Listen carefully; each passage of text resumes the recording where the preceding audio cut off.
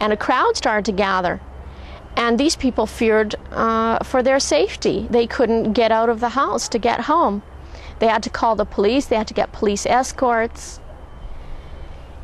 And, you know, on the one hand, we think, well, isn't this terrible? Isn't this terrible, what they do to us as believers, or as Jewish believers, or as non-Jewish believers? But when we look at this, when we look at the history, when we look at the Jewish blood on Christian, so-called Christian hands, is it any wonder? Just yesterday, I think it was yesterday, a couple days ago, Radek was in the downtown area, and there was a man prophesying to Israel, to the Jews. A long white beard, long white hair.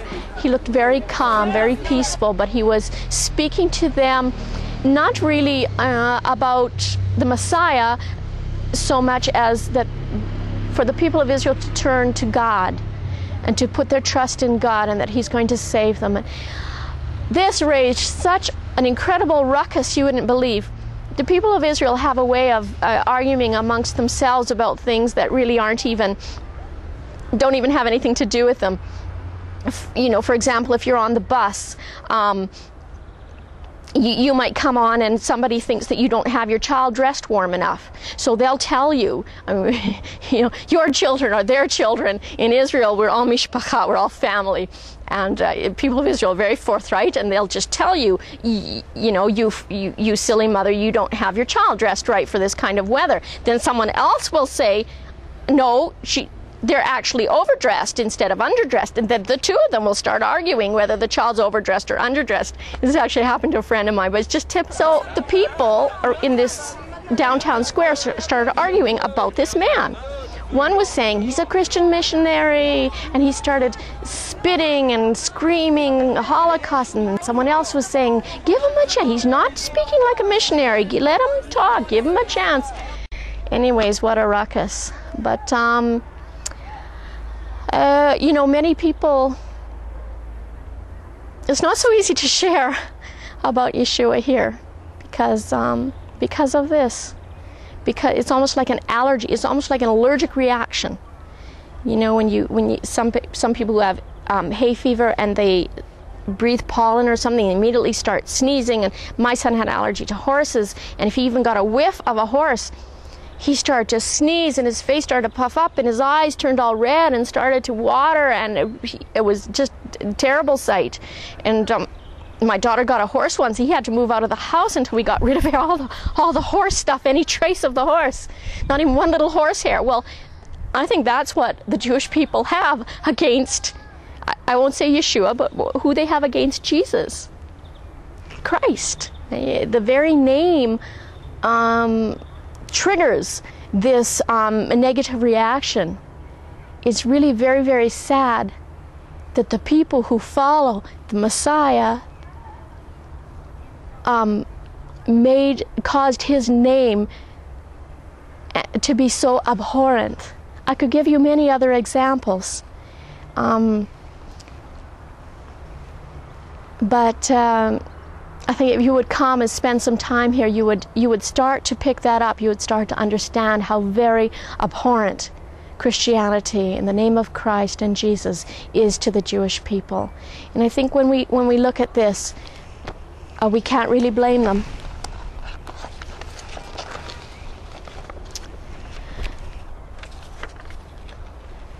Radek and I were in a Christian bookstore looking for some things while we were still in Canada, and we noticed these Crusader uniforms in the Christian bookstores for kids.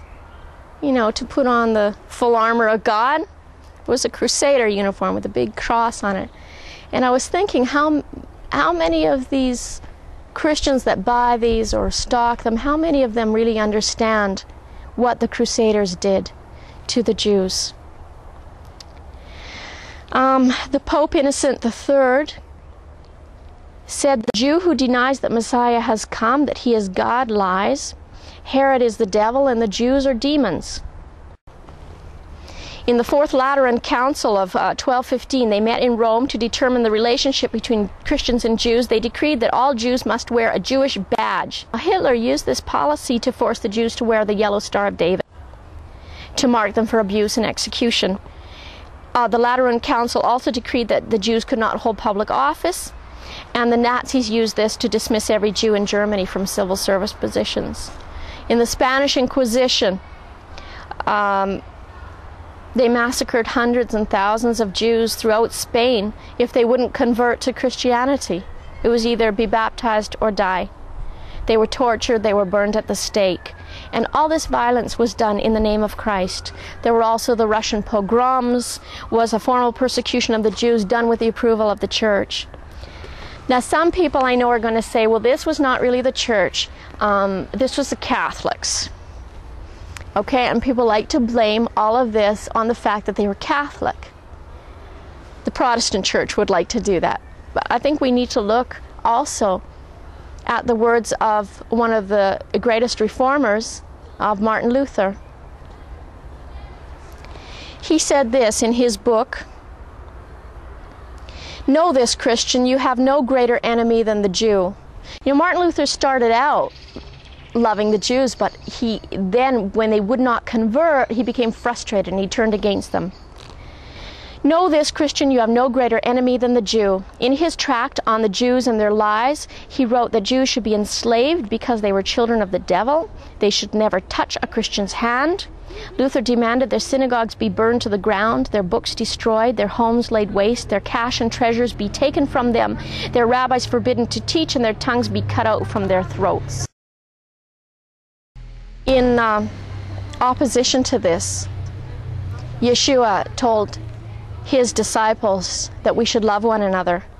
"My command is this, love one another as I have loved you." And in fact, he said that people will know that they are his disciples by their love. This would be the mark of his disciples, that they would show their love. I think this is what these righteous Gentiles have done. I think this is what many people are prepared to do in the future, should anything like this come upon.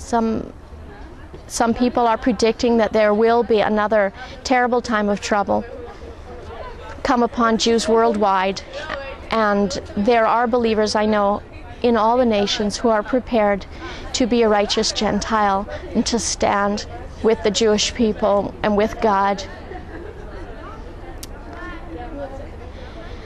We just need to remember, I think, on this day that the Holocaust didn't happen in a vacuum. It was a progressive trend that originated with anti-Jewish Christian doctrine. Number one, you have no right to live among us as Jews. Number two, you have no right to live amongst us. And number three, you have no right to live. And this is a quote from Adolf Hitler's book, Mein Kampf. "Hence today, I believe that I am acting in accordance with the Almighty Creator. By defending myself against the Jews, I am fighting for the work of the Lord." How could he not help but think that when the church fathers said the same things? John Hagee, in his book Final Dawn over Jerusalem, said that the Holocaust did not begin with Hitler lining up the Jews outside the gas chambers. It began with religious leaders sowing the seeds of hatred towards Jews within their congregations. May God have mercy on all of us, and may the truth prevail, and may all lies be broken. I believe just one more point that I want to make is that in the time of the Holocaust, it was anti-Semitism.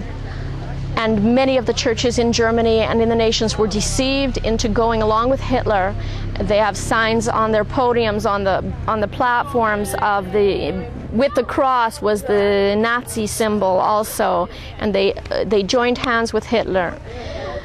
I'm very afraid today that some of the Christian church today is also becoming deceived. Instead of anti-Semitism, it is anti-Zionism.